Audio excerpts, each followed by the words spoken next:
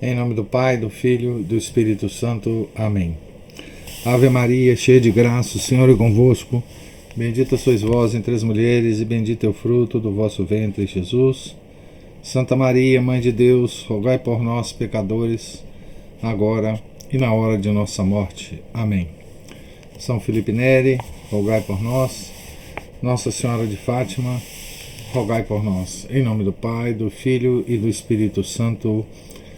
Amém. Bom dia a todos.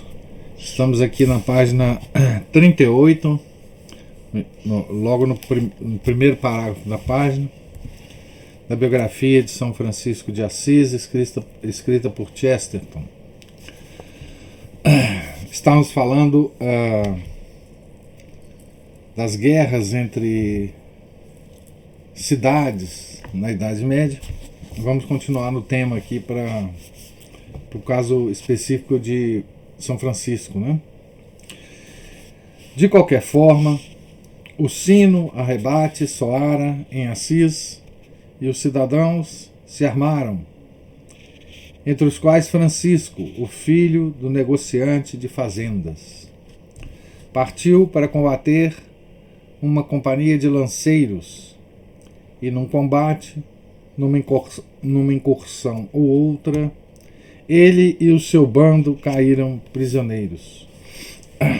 A mim me parece mais provável ter havido alguma história de traição ou covardia em torno do desastre, pois nos informam que existia um cativo com o qual os companheiros se recusavam abertamente a ter qualquer contato, mesmo na prisão.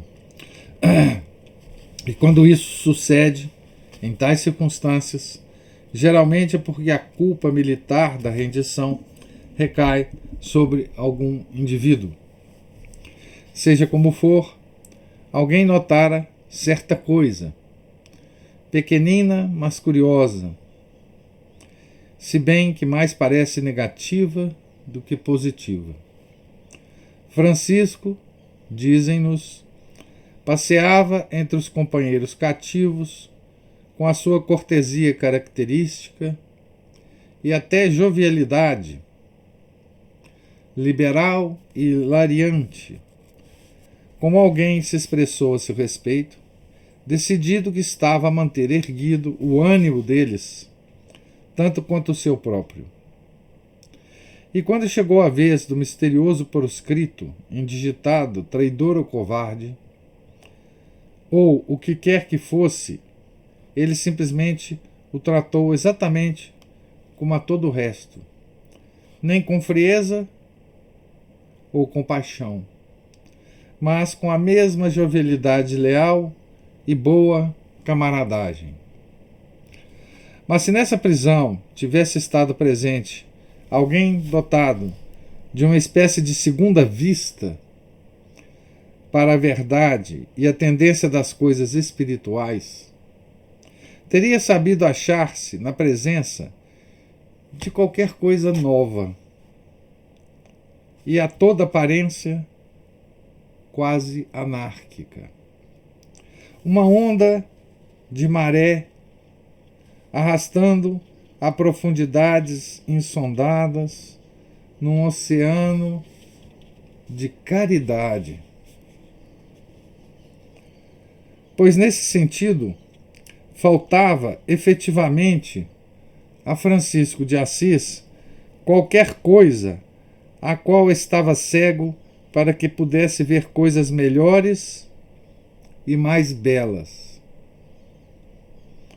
Todos aqueles limites da boa camaradagem e da boa forma, todos aqueles marcos da vida social que separam o tolerável do intolerável, todos aqueles escrúpulos sociais e condições convencionais que são normais e até nobres nos homens comuns, todas aquelas coisas que mantêm unidas muitas sociedades decentes, nunca teriam conseguido absolutamente conter este homem. Ele gostava como gostava, parece ter gostado de todos, especialmente daqueles que todos o desaprovavam por gostar. Qualquer coisa muito vasta e universal já estava presente naquele calabouço estreito, e o vidente referido teria visto ali, na escuridão, a auréola rubra do Caritas Caritatum, que destaca um santo entre os santos, da mesma forma como entre os homens. Caritas Caritatum, caridade a todos, né? Teria podido ouvir o primeiro murmúrio daquela bênção selvagem que tomou mais tarde a forma de uma blasfêmia. Ele dá ouvidos a quem o próprio Deus não daria.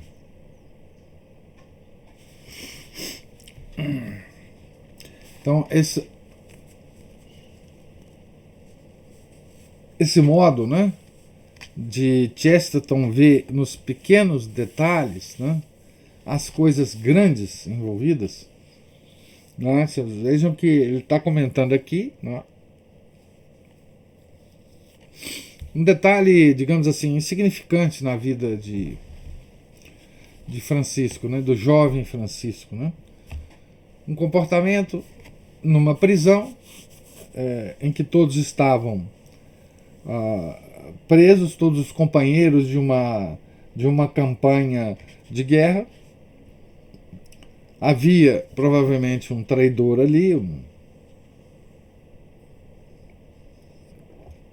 Todos do grupo tinham rejeitado o traidor e Francisco, então, o tratou como outro qualquer, né? Como qualquer um dos companheiros, né? E Chesterton vê aqui um começo de uma coisa nova, que ele vai depois especificar melhor essa coisa nova que estava nascendo, né? Ele diz aqui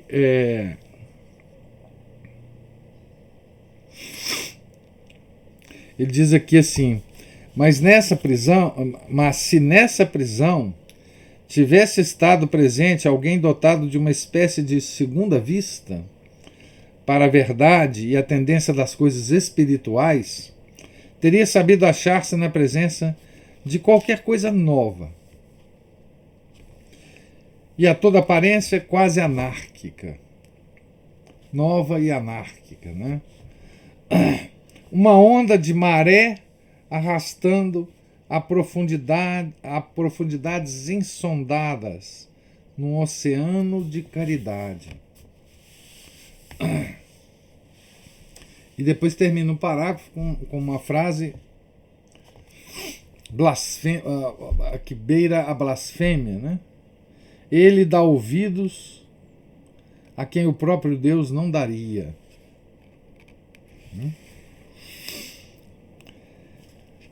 Então, continuando, né?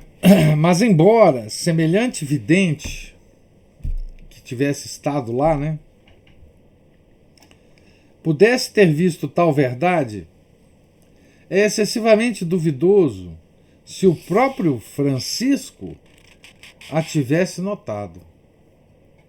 Ele agira movido por uma generosidade inconsciente, ou no vocábulo generoso medieval, de dentro de si mesmo. Alguma coisa que quase pudera ter sido ilegal, caso não se estendesse buscando achar uma lei mais divina.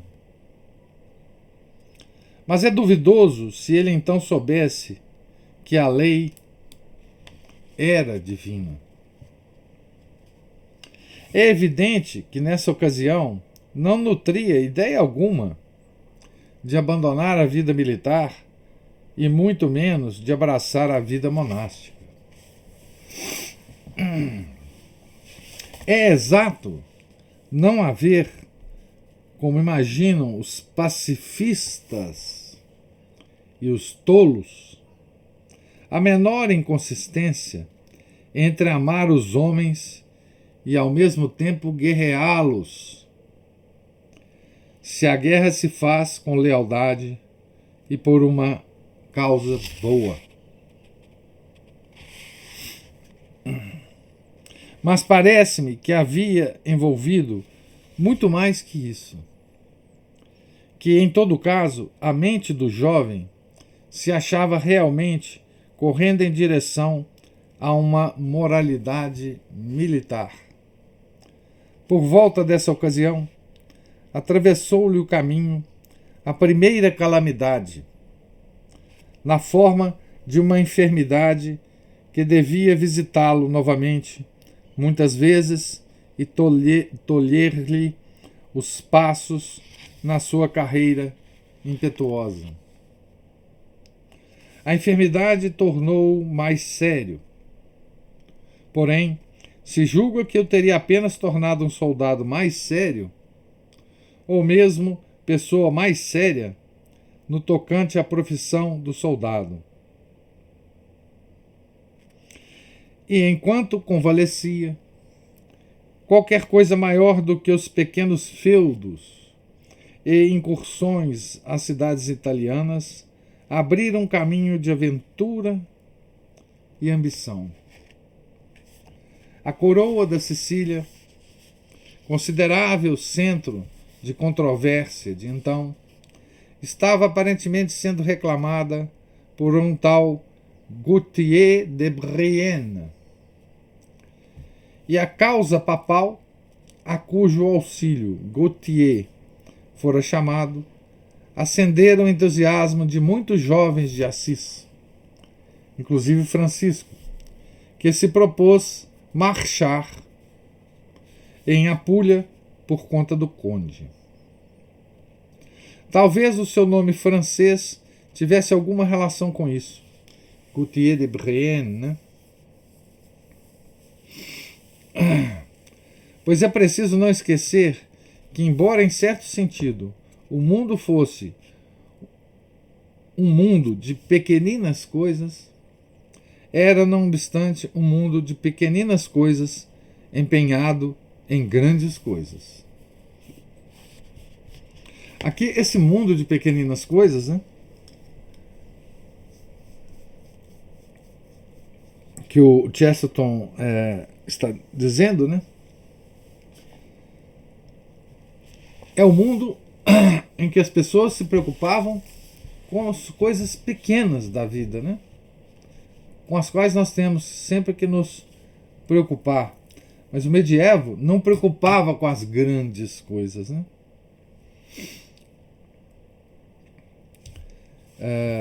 Na vida cotidiana, só com as pequenas coisas, a vida com os olhos abertos para a realidade, né? Como a gente já falou aqui, né?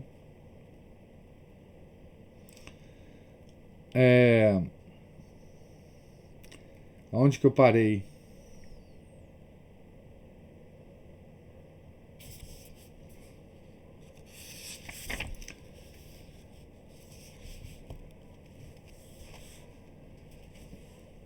Sim, havia mais internacionalismo nos territórios pontilhados de pequeninas repúblicas do que há hoje nas enormes divisões nacionais homogêneas e impenetráveis.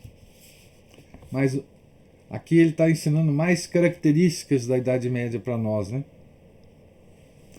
A autoridade legal dos magistrados de Assis mal poderia atingir mais longe do que um tiro de flecha, partido do alto das ameias da muralha da cidade. Então, as coisas eram contidas na cidade, né, nos muros da cidade. Porém, sua simpatia poderia estender-se aos normandos através da Sicília, ao Palácio dos Trovadores, em Toulouse, ao imperador entronado nas florestas germânicas e ao grande Papa que espiara no exílio de Salerno. Acima de tudo, cumpre lembrar que quando os interesses de uma época são principalmente religiosos, devem ser de caráter universal. Nada pode ser mais universal do que o universo. E há várias circunstâncias relativamente à posição religiosa, nesse momento particular, que os modernos, não sem razão, deixam de compreender. Entre outras, os modernos pensam, naturalmente, que gente tão remota fosse gente antiga e até gente primitiva. Sentimos vagamente que tais acontecimentos terão ocorrido nas primeiras fases da Igreja. Entretanto, a Igreja já contava com mais de 1000 anos, isto é, era então algo mais antiga do que a França atual e muito mais do que a Inglaterra de hoje. E ela parecera velha então. Quase tão velha como parece agora, possivelmente mais velha. A igreja parecia-se como grande, como o grande Carlos Magno, com as longas barbas brancas que, depois de ter travado 100 batalhas com os heréticos, fora, conforme a lenda, solicitado pelo anjo a partir ainda uma vez e lutar, embora tivesse 200 anos de idade.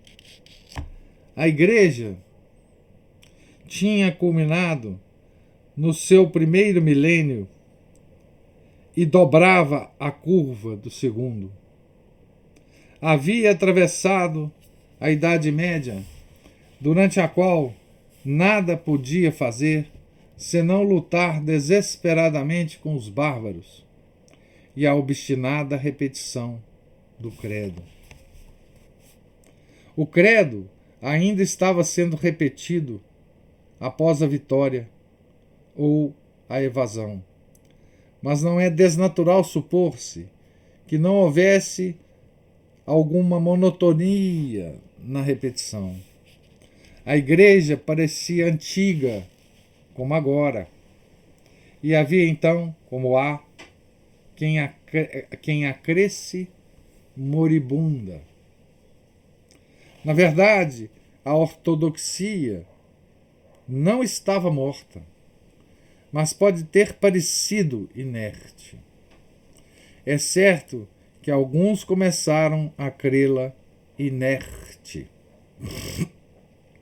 Os trovadores do movimento provençal tinham já começado a voltar-se para as fantasias orientais e o paradoxo do pessimismo, que sempre assumem aos europeus caráter de novidade, quando a sanidade destes parece tornar-se um tanto sediça. Guardem bem aqui, hein? Fantasias orientais e paradoxo do pessimismo. Vocês vão ver o que ele quer dizer com isso. Coisa que a gente já estudou bastante aqui. Então, quando a sanidade do europeu ela diminui, não é? Ele fica seduzido pelas fantasias orientais e o paradoxo do pessimismo.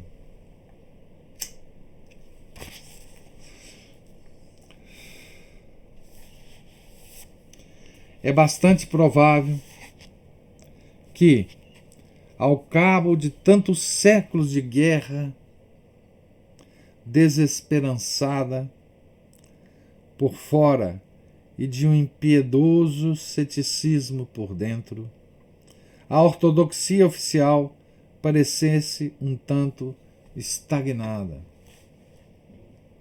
Olha, ele está descrevendo a situação da igreja, hein? Na dobra do milênio, né? Tá certo? Na dobra do milênio. O frescor e a liberdade dos primeiros cristãos pareceram então, como ainda agora, uma época áurea, perdida e quase pré-histórica.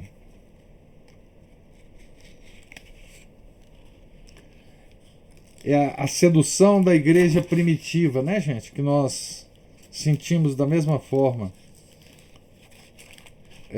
agora, né? A sedução da igreja primitiva.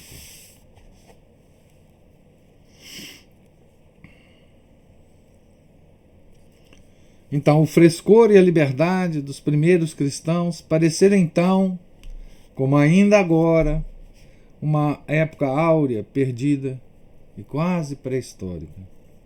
Roma continuava a ser mais nacional do que tudo mais.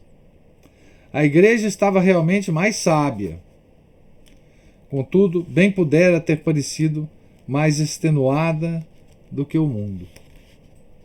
Talvez houvesse mais aventura e encanto na metafísica louca que atravessara o continente vindo da Ásia. Os sonhos acumulavam-se como nuvens negras na região do Midi. Midi é o sul da França, né? Sul, centro da França, para irromper numa trovoada de anátema e guerra civil. Apenas a luz jazia na grande planície ao redor de Roma. Mas a luz estava descorada e a planície era lisa. Além disso, não havia nenhuma aragem no ar parado e no silêncio imemorial da cidade sagrada.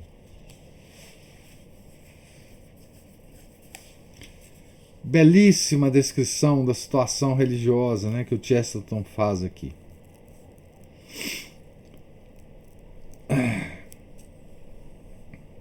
Então, fantasias orientais e paradoxo do pessimismo.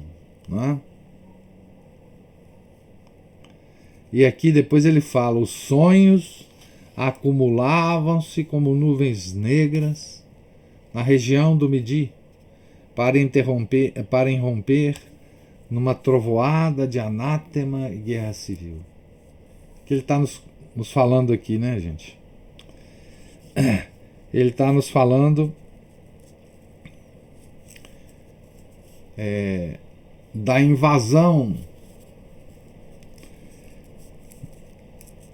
da Europa, né, das tropas da gnose oriental, das tropas do catarismo, né, das heresias gnósticas persas, né, foram se acumulando em vários lugares e explodiu, né, na França, na região de Albi.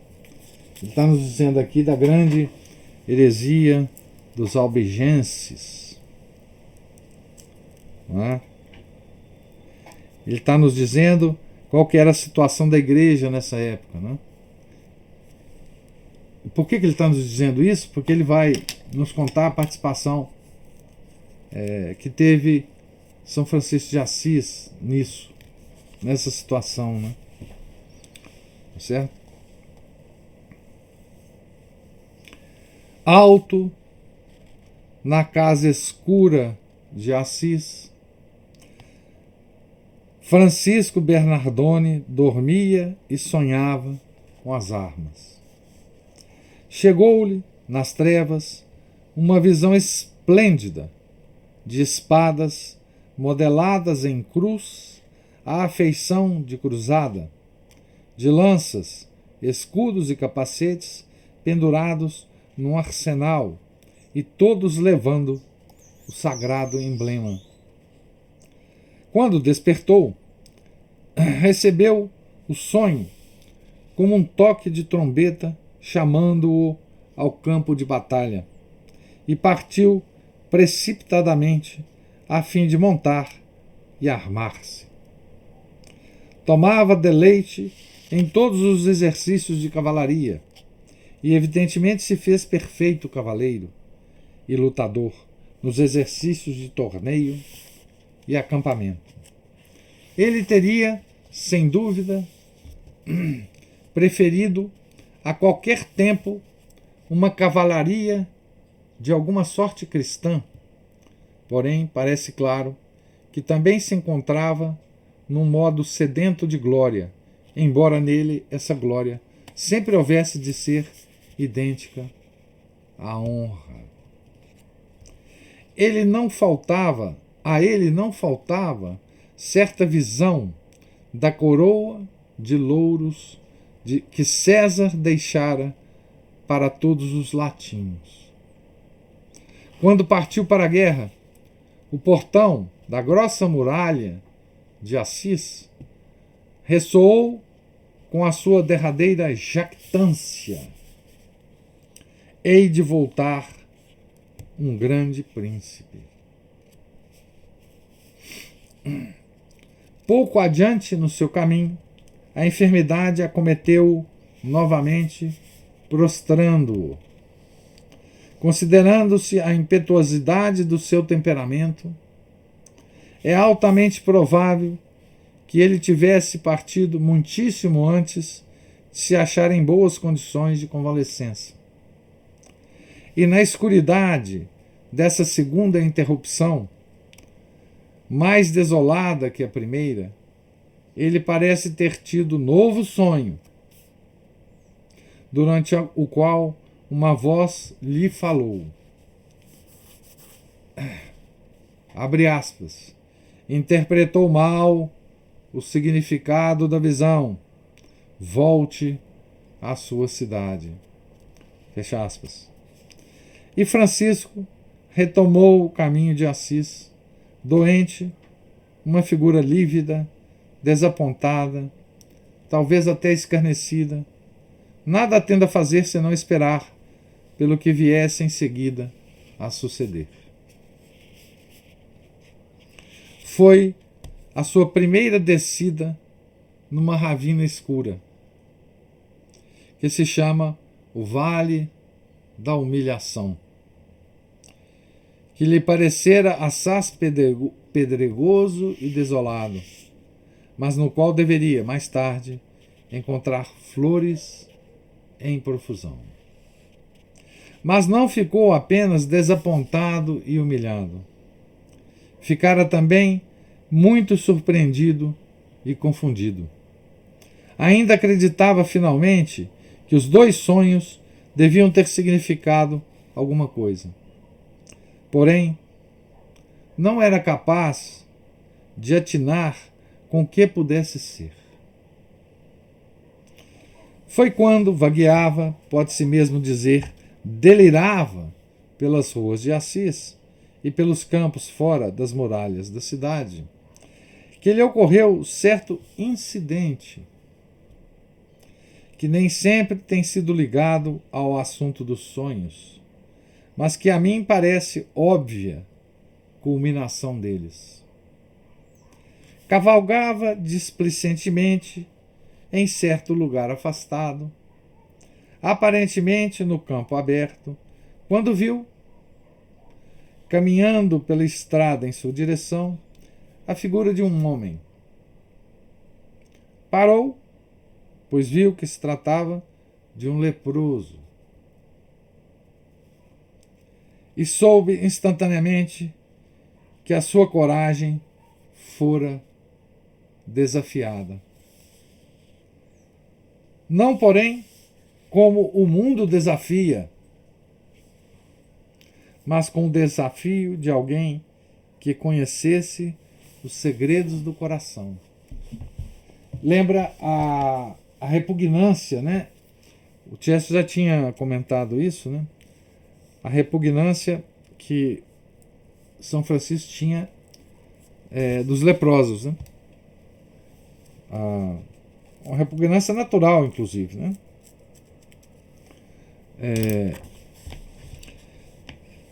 A lepra é uma doença terrível, né? Então agora ele se encontra com um leproso, né? Cara a cara. O que ele viu avançando em sua direção não era a bandeira, nem as lanças de Perugia, das quais nunca ele pensaria em recuar,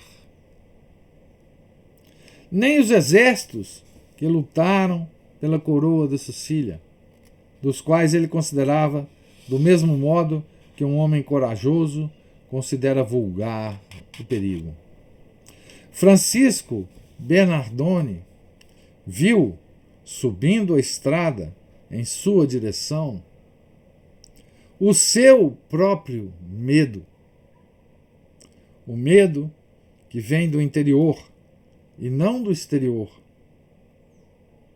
embora permanecesse branco e horrível à luz do sol. Por uma vez, na longa precipitação da sua vida, a alma deve ter lhe deixado imóvel,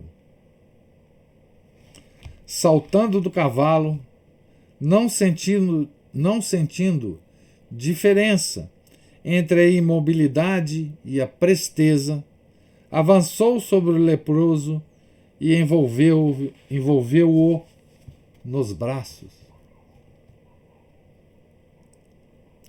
Fora o começo de uma longa vocação de ministério entre muitos leprosos, em prol dos quais ele praticou muitas obras. A esse homem ele deu o dinheiro que pôde e, montando de novo, prosseguiu o seu caminho. Não sabemos a que distância continuou, nem com que percepção das coisas que o rodeavam. Mas dizem que quando olhou para trás, não discerniu figura alguma na estrada.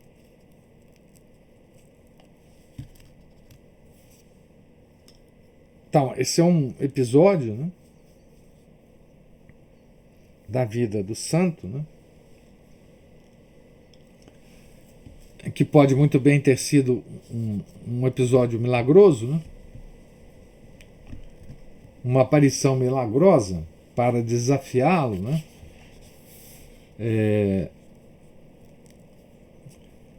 e que tem um significado tremendo, né, na vida de São Francisco de Assis, né? Então, Francisco, nessa época, vamos lembrar, né, ele estava querendo ser soldado, né? Ele estava querendo seguir a carreira militar, né? Por causa de um sonho que ele teve. Mas parece que Deus queria outra coisa para ele, né?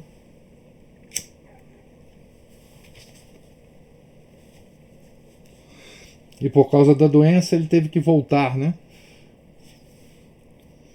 para Assis, né? E em Assis ele teve esse encontro com o leproso, né?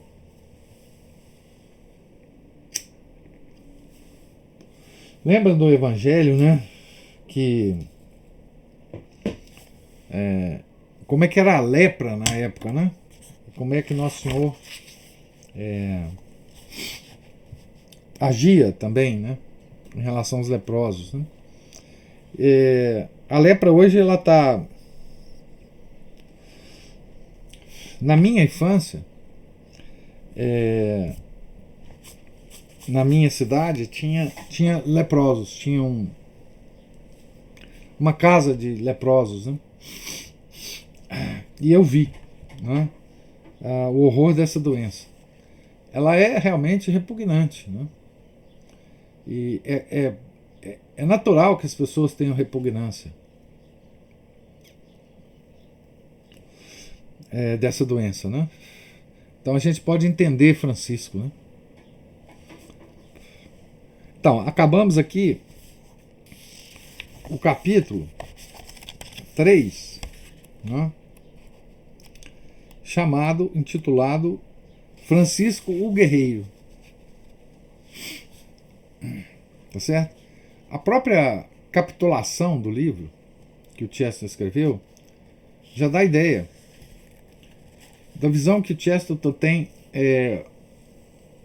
do santo, né? Porque o próximo capítulo vai ser Francisco o Construtor, né? Tá certo?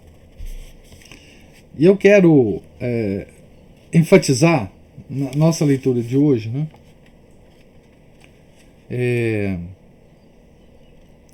O que Chesterton nos informa, né, sobre a época que Francisco viveu, né?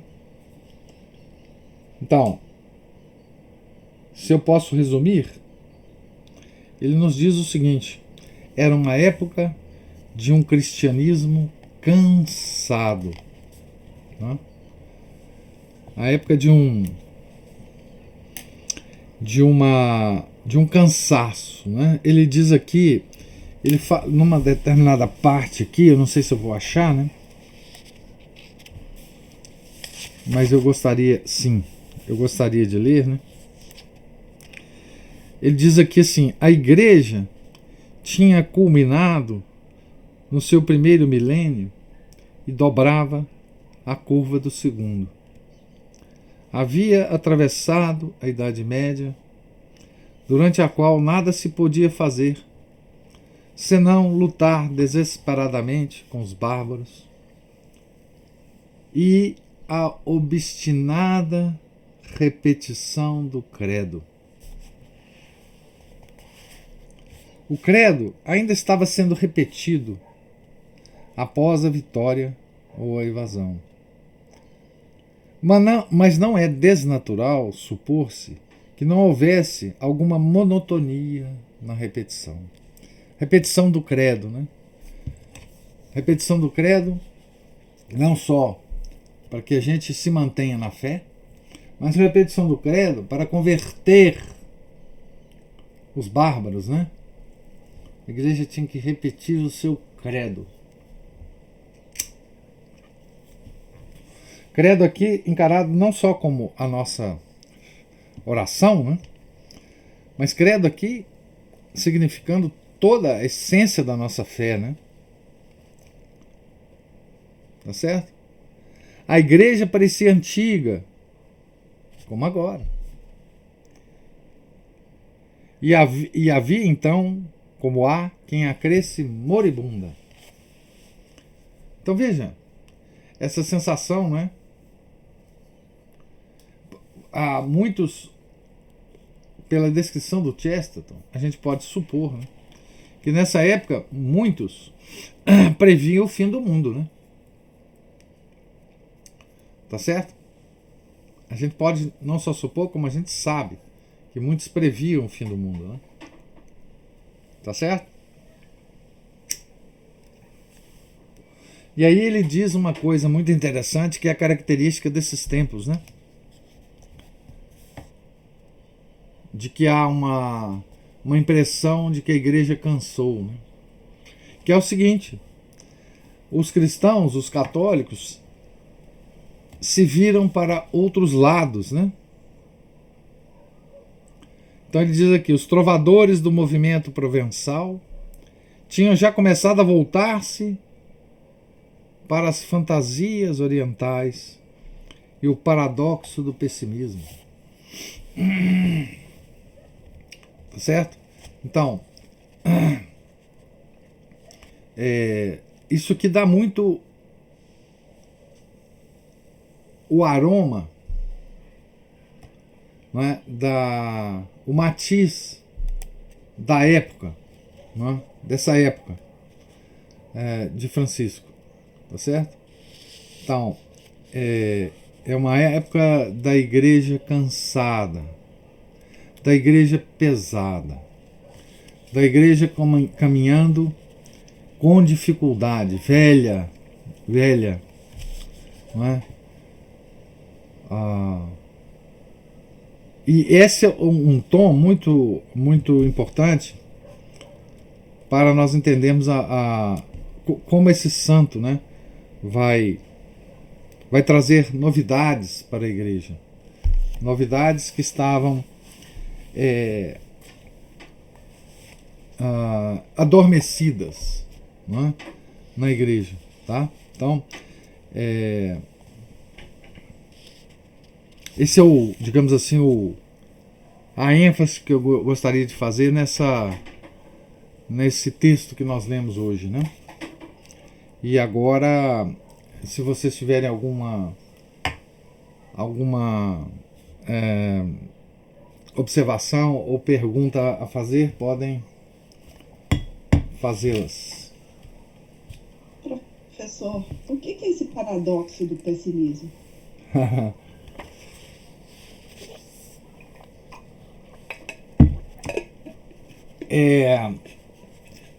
Esse aqui é o jeito de Chesterton se referir, né,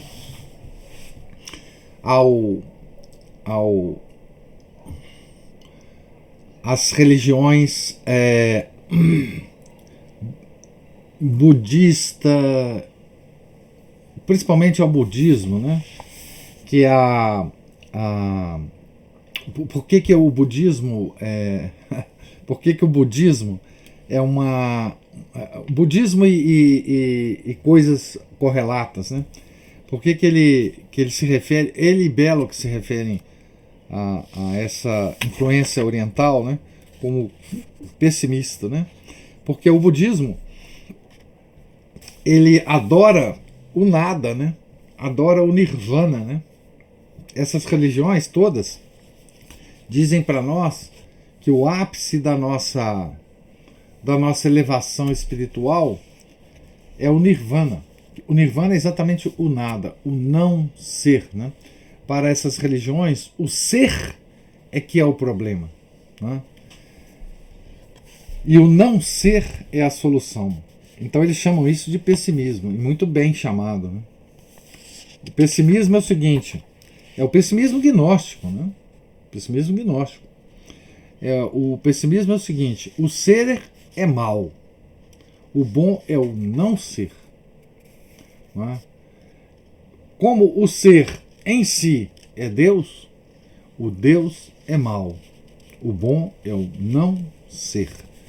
Você tem que fugir do ser para atingir um estado de excelência, de iluminação.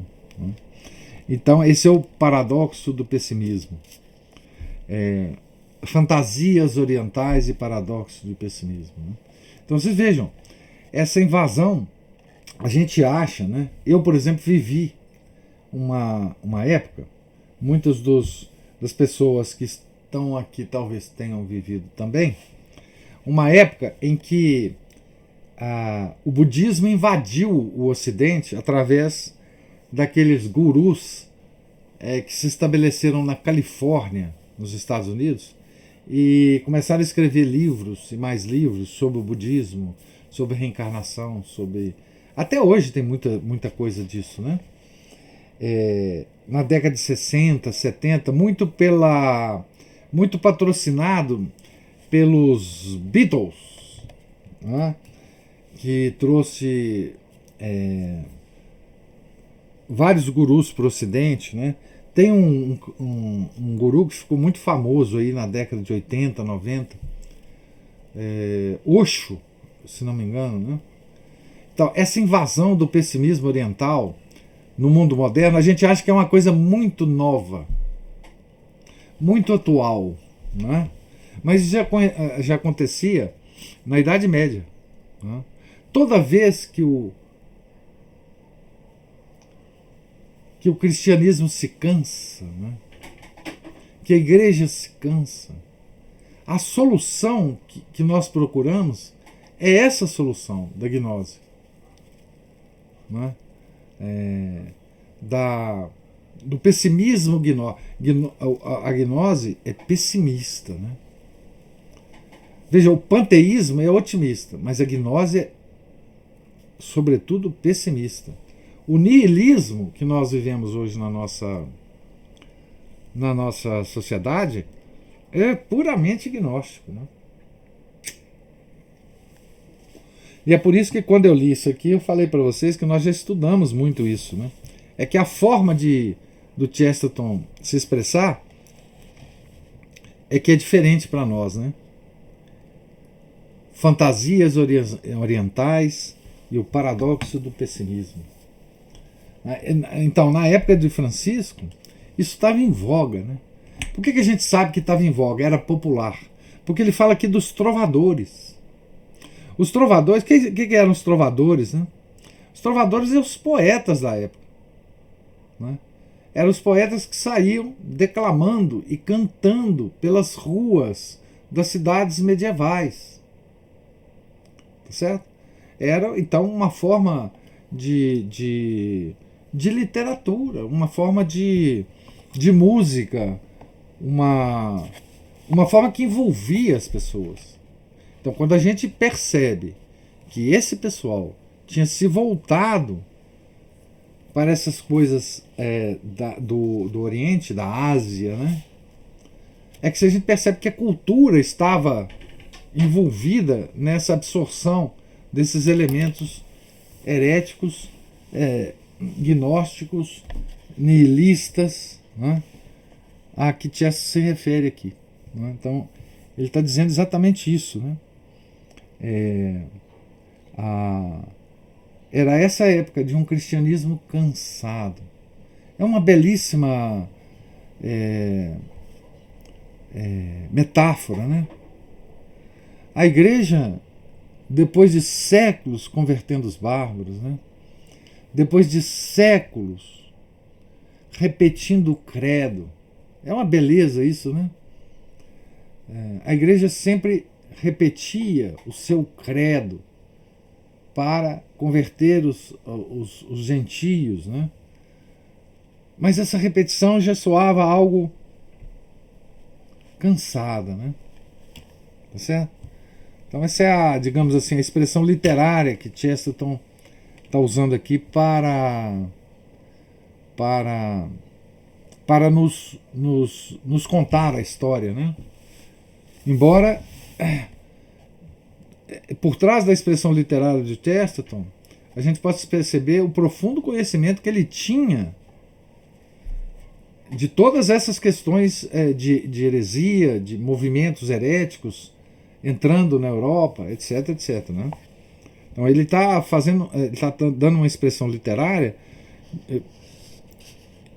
não empolada, não histórica, não intelectual, mas de forma mais, digamos assim, metafórica, romântica, mais para tocar a nossa alma do que qualquer outra coisa, né?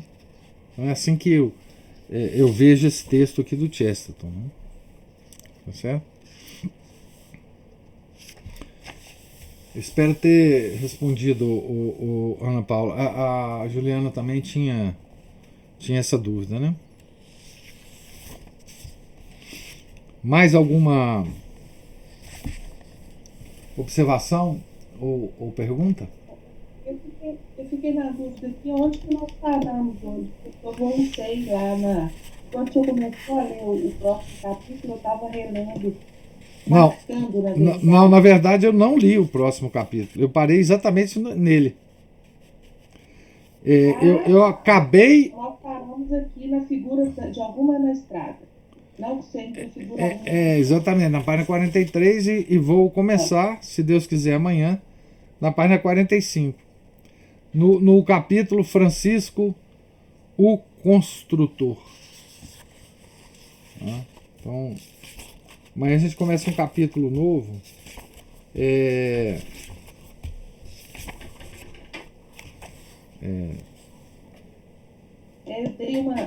fui dar uma fixada nessas últimas linhas aí desse último parágrafo, que é bem. Sabe que eu acho assim, se vocês tiverem tempo, né, de relerem aqui esses trechos, vai ser bom para vocês começarem a compreender o jeito de Chesterton, o jeitão dele de escrever, as formas literárias que ele usa, o linguajar dele, embora eu não ache que esse livro esteja tão bem traduzido assim não, mas é muito interessante a gente se acostumar com esse autor, né? Da forma com que ele diz as coisas, né? Da forma como ele alude aos eventos históricos e naturais do que ele está querendo descrever, né? Porque, como eu disse para vocês, ele é, à primeira vista, um autor difícil de ler, né? Mas depois isso tudo nos causa tanto prazer que vocês vão até esquecer da dificuldade que vocês tinham anteriormente de ler o Chesterton, né?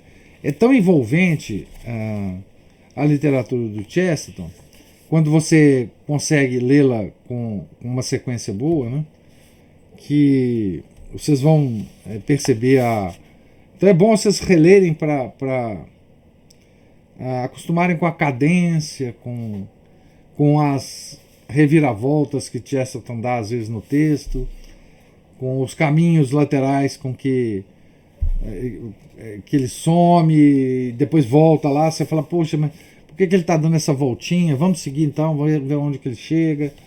Enfim, é bom para a gente... serve também para quem nunca leu Chesterton como uma introdução, né, à leitura dele. Eu acho que Juliana levantou a mão. Eu fiquei na dúvida se eu consegui acionar a mãozinha aqui, porque meu telefone tá lerdo. Mas o que me impressionou aqui hoje, eu sinceramente não sabia ou desconhecia esse, digamos, apostolado de São Francisco com os leprosos. Eu nunca soube disso, assim. Então isso aqui está me surpreendendo, assim, muito, mesmo porque essa coisa aqui, né, do fazer ele saltar do cavalo e abraçar o leproso. Esse foi o insight dele, né? Parece que esses foram os insights dele. Então eu estou muito surpresa com isso. Na verdade é o seguinte, esse foi o momento em que Francisco notou que ele tinha que ser um guerreiro, mas de uma guerra diferente. Na verdade é essa. Ele está aqui, o Chester está querendo nos mostrar que a guerra que Deus queria que Francisco lutasse era uma outra guerra, muito mais universal, muito mais importante do que simplesmente uma guerra entre cidades repúblicas da Idade Média. Deus está mostrando a Francisco delicadamente como Deus age, né? Dizendo assim, olha, você de fato é um guerreiro, mas a sua guerra é outra, né? Assim, Nós lemos anteriormente um outro guerreiro de Deus, né? O guerreiro São Paulo, Paulo de Tarso, né? Ele também tinha uma guerra. Veja a similaridade, né? Ele também se achava guerreiro de uma guerra, não é? Da guerra contra os cristãos. Não é? Então, Deus não foi tão delicado assim com São Paulo, né? Poderíamos dizer assim. Mas ele mostrou para São Paulo que a guerra que ele queria que ele lutasse fosse outra. Então, São Paulo continuou guerreiro. Paulo de Tarso continuou guerreiro. Mas agora focado na guerra que Deus queria que ele lutasse. Francisco também vai ser assim. Né? Veja que isso pode ter sido um fato. Chesterton deixa isso assim no ar. Né? Mas isso pode ter sido um fato milagroso. Aquele leproso pode não ter. Pode ter sido uma aparição. Né? Porque quando ele voltou, quando ele virou para trás, ele já não viu mais o leproso. Né? Mas esses são os caminhos de Deus, né? Com seus santos prediletos, né? Ele era guerreiro, ele foi formado para guerreiro, né? Ele tinha o ímpeto guerreiro. E ele podia ter sido um grande soldado, né? Das guerras ali entre as cidades da Itália. Mas Deus queria outra guerra, né? E vocês vão ver como que Francisco foi guerreiro o tempo inteiro. Né? Outra coisa que é o seguinte, de Francisco. Maria Cristina fala, os desígnios de Deus são maravilhosos. Ele não nega as inclinações naturais. Exatamente. É exatamente isso, né? Santo Agostinho tem uma frase, né, que a graça não anula a natureza, mas a aperfeiçoa. Né? Deus ele preza, né, profundamente todas as características da nossa natureza, né? Seja qual for o nosso temperamento, né, que é uma palavra moderna, seja qual for sejam quais forem as nossas inclinações, Deus as usa. Ou nós devemos usá-las, né, no sentido que Deus quer. Né? Uma outra característica, me lembrou aqui quando a Juliana falou que não conhecia esse apostolado do São Francisco dos Leprosos. A gente não conhece quase nada de São Francisco, a não ser o São Francisco com um passarinho na mão. Enfim, tá certo? Porque essa é digamos assim, a figura que a modernidade quer que a gente tenha de São Francisco. A gente não tem a menor ideia da estatura de São Francisco, da santidade dele, da sanidade dele. A menor ideia. Nós vamos ter, depois de ler isso aqui, nós vamos ter. Mas é porque a modernidade deformou o santo. A modernidade deforma os santos, gente, conforme as suas inclinações, tá? Isso é uma coisa muito interessante da gente notar. À medida que a gente for lendo as vidas dos santos, a gente vai percebendo que é o seguinte: há santos deformados pela modernidade, por nós católicos, tá? Não estou dizendo até por outros, não. Para se encaixar nas nossas pretensões. O santo não se encaixa em lugar nenhum. Cada santo é uma figura absolutamente única. Mas a gente quer encaixá-los. Não é? Então, o São Francisco é o santo, digamos assim, mais caricatural que nós temos. Caricatural. Né? É o santo precursor do ambientalismo. Não tem nada mais falso do que isso. Né? E nós só vemos essa característica de São Francisco, né? Por exemplo, são as imagens de São Francisco são todas mais ou menos assim, né? Quer dizer, quando uma certa época faz uma imagem de um santo, a imagem é deformada segundo a deformação que a gente tem da ideia do santo. Não é? É claro que as pinturas de São Francisco, os quadros de São Francisco pintados pelos grandes pintores, nos dá uma ideia mais real do santo, né? Porque as outras épocas não foram tão doentes como a nossa, né? Mas vocês vão ver que altura São Francisco foi.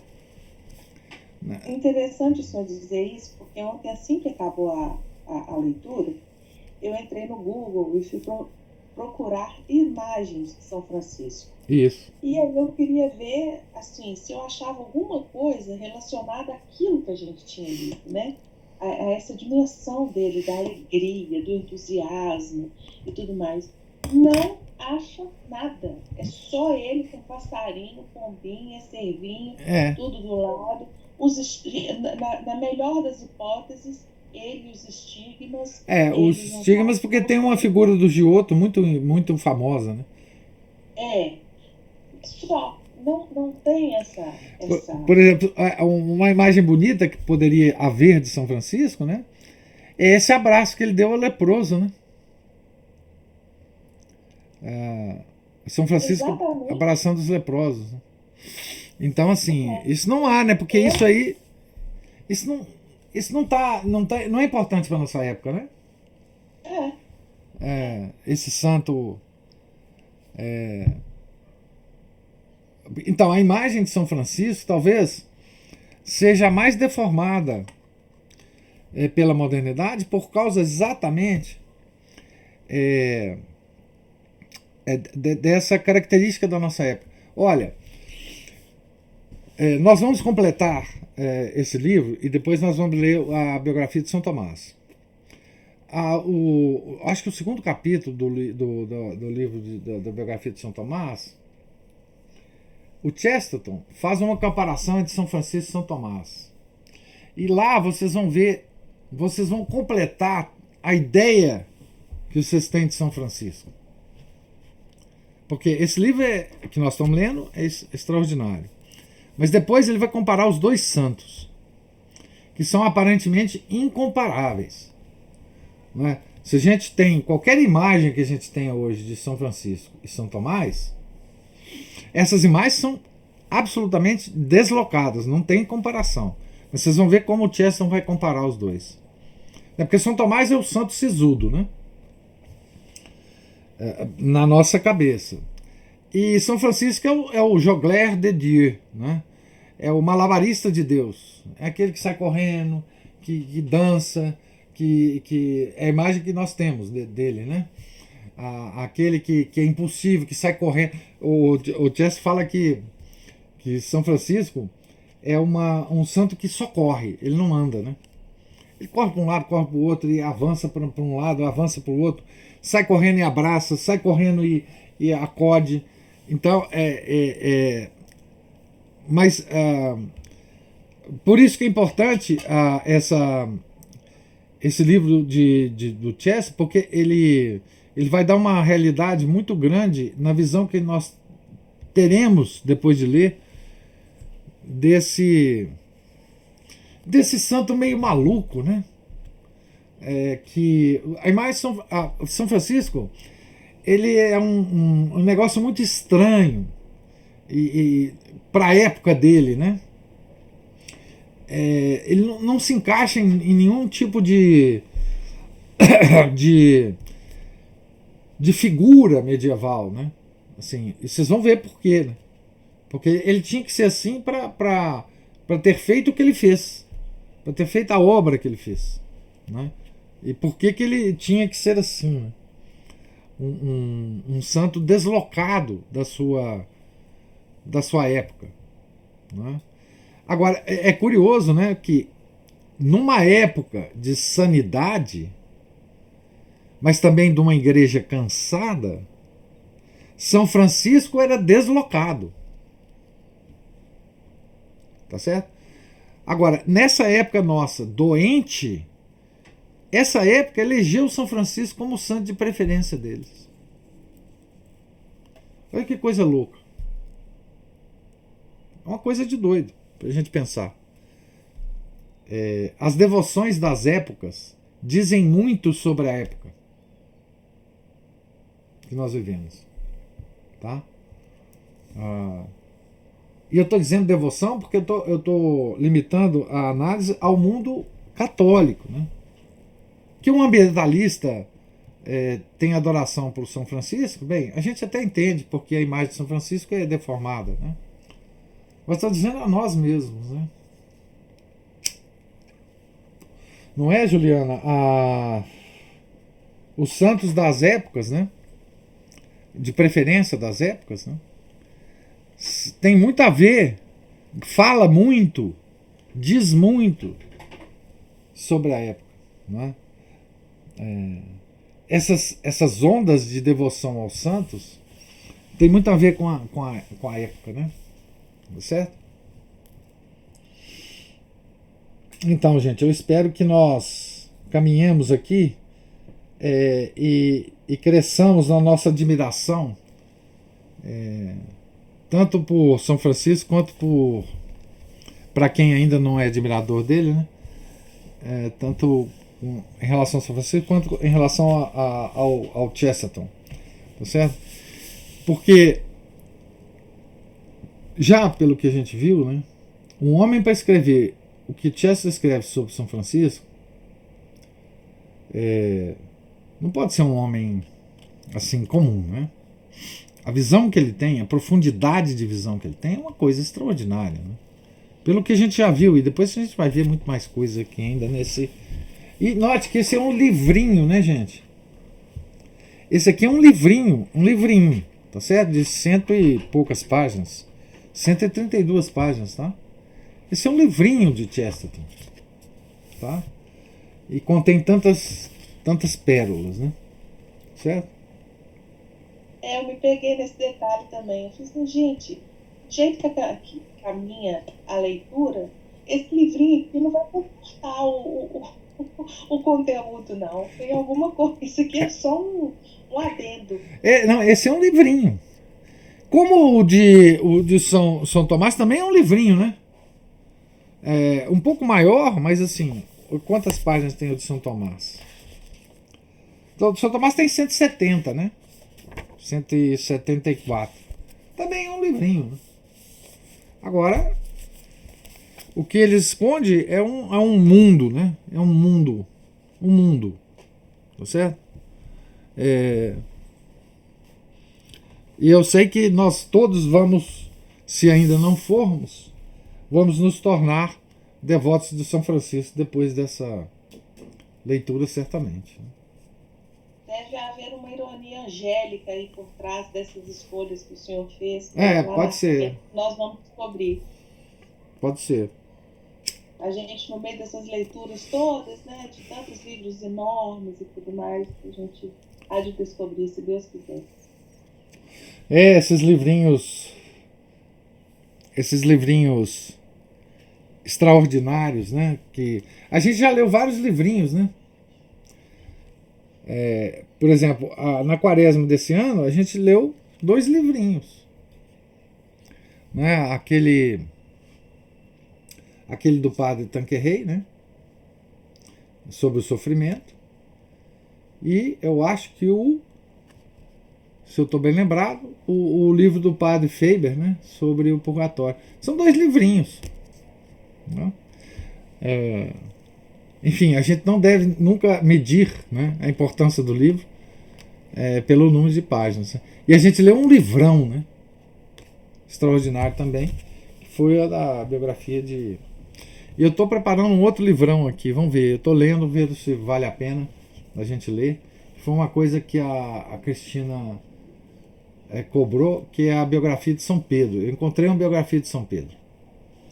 Estou lendo, estou gostando. E acho que a gente vai poder ler a biografia de São Pedro. aqui, num determinado momento. Ela é de São Bernardo. Vamos ver se a gente vai. São cenas do próximo capítulo. Né? Pois é, Juliano. Tem um livro aqui sendo gestado aqui, uma próxima leitura. Vamos ver se Deus quiser, né? Então, gente, é isso. Alguma outra observação?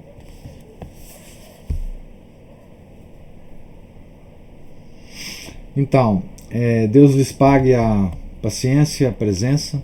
Né? Tenham todos um santo dia. Amanhã, se Deus quiser, a gente começa na página 45. Já estamos quase no meio do livro, né? Desse capítulo 4, né? Francisco, o construtor. Tá certo? Em nome do Pai, do Filho, do Espírito Santo. Amém. Ave Maria, cheia de graça, o Senhor é convosco. Bendita sois vós entre as mulheres, e bendito é o fruto do vosso ventre, Jesus. Santa Maria, Mãe de Deus, rogai por nós, pecadores, agora e na hora de nossa morte. Amém. São Felipe Neri, rogai por nós. São Francisco de Assis, rogai por nós. Nossa Senhora de Fátima, rogai por nós. Em nome do Pai, do Filho e do Espírito Santo. Amém.